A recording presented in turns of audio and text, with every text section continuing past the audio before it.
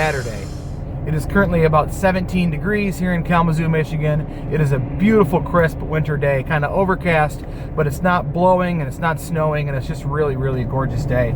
And to be honest, I was gonna ride my bike trainer in the basement today. I was gonna get an hour and a half in, go on the rest of my afternoon, but I couldn't pass this day up. And then I jumped on Facebook to one of our local groups, West Michigan Trail Conditions, and it's kind of a user-supported group, like, the trail's great today, or the trail's crappy today, or it's muddy, please don't ride, blah, blah, blah.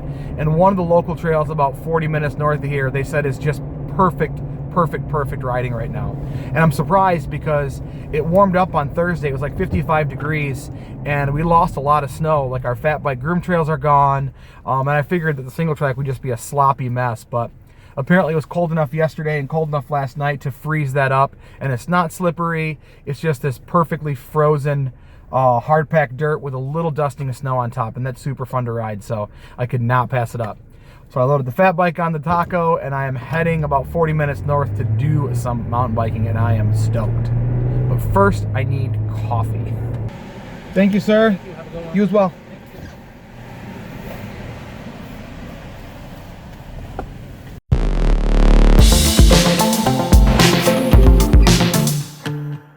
Got my coffee and we are en route.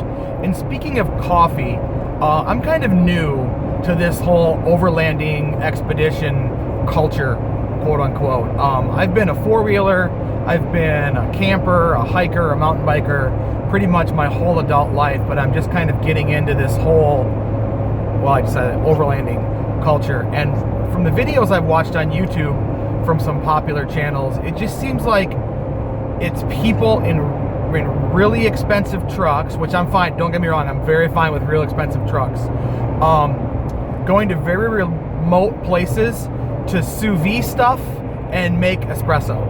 And maybe I'm wrong on that, and I welcome you to point me to some channels where it isn't people on expedition in Africa sous videing things and making espresso. But that's what I've seen so far. And don't get me wrong, I like a good espresso, but usually I'm just doing like percolator coffee when I'm camping, or I've got an AeroPress, and that works pretty good. That's about as fancy as I get off-road, and I definitely don't have a sous vide machine. What do you call it, sous vide? I don't know. I don't have one, so I'm not eating as well off-road as I think that I could be.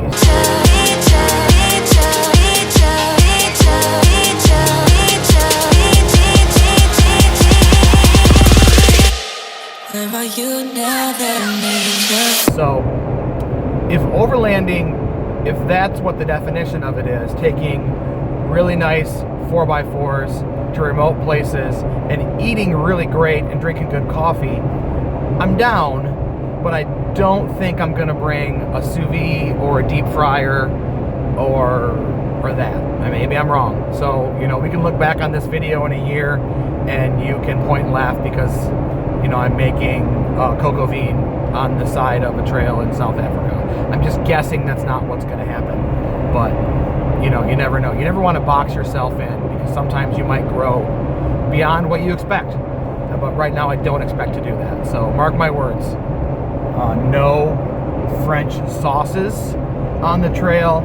I'm probably not going to make like bolognese or I just don't know. I may make a Benedict. I may make a hollandaise sauce. That I could see happening. But we stop at bolognese. That's where we stop.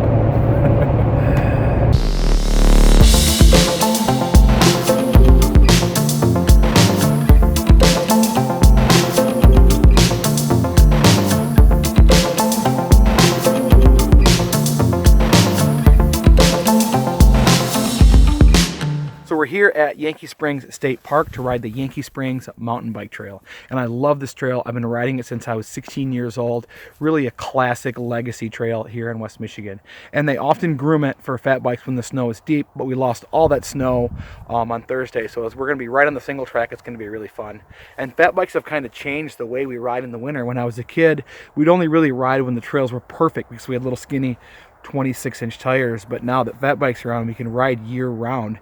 And with new fat bike geometry, there's really not that much of a performance hit. The geometry is a lot like a 29er mountain bike, so it's just great to ride these things year round. Let's get going.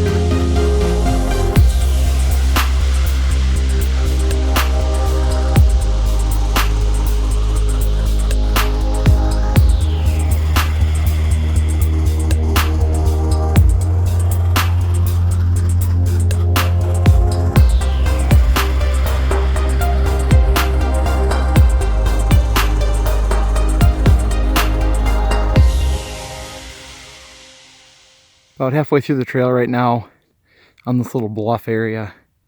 I just wanted to stop and show you how peaceful it is out here in the winter.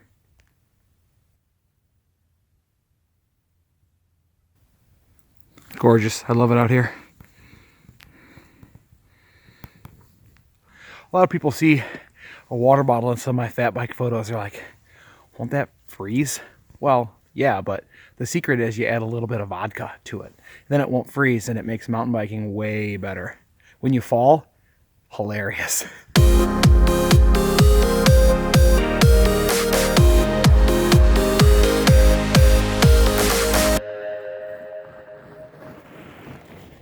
On the way down, you die from crashing at high rates of speed. On the way up, you die of a heart attack. Halfway up, let's go.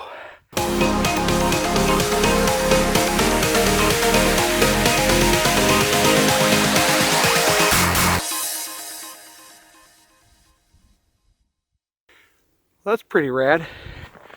Wonder if anyone's home.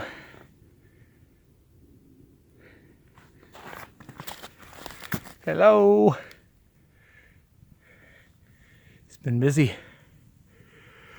All right, back to it. Sun's going down and it's getting a little bit nippy out here. I think it's time to put the afterburners on and head back to the truck. Let's go.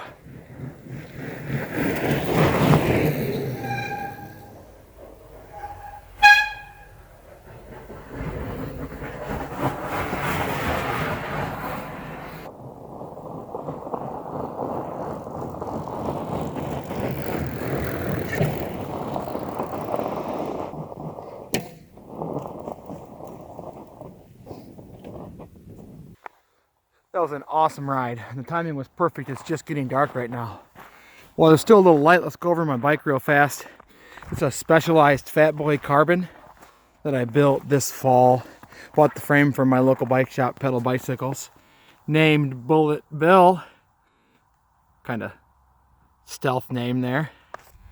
I ride this thing year round, usually in the summer, fall. I run 4.0s, but in the winter I'm running the Bontrager 4.7 Barbagazzis.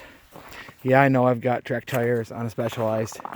It's fine. I'm not really I'm not really brand loyal. I just like to use what works.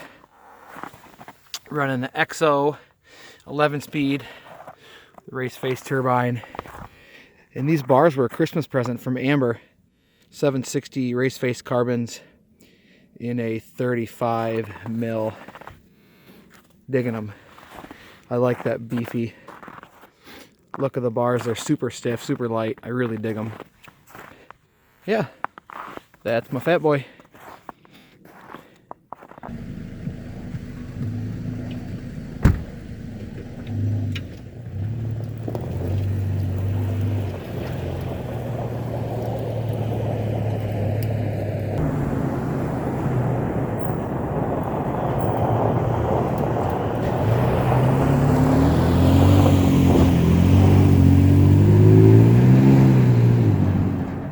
You don't put 35s on for the gas mileage, that's for sure. Anyways, I'm going to finish pumping this up and maybe get some more coffee. I'm sensing a trend with this coffee thing. Just totally got blinded by someone driving down the road in a 1-ton truck with a 50-inch light bar turned on. Hillbilly bros, they're a thing. Anyways, I had a great time today. Thanks for hanging out with me. I'm supposed to meet my parents and my wife at a brewery. Man, that sounds just terrible, doesn't it? So I'm gonna go. Talk to you later.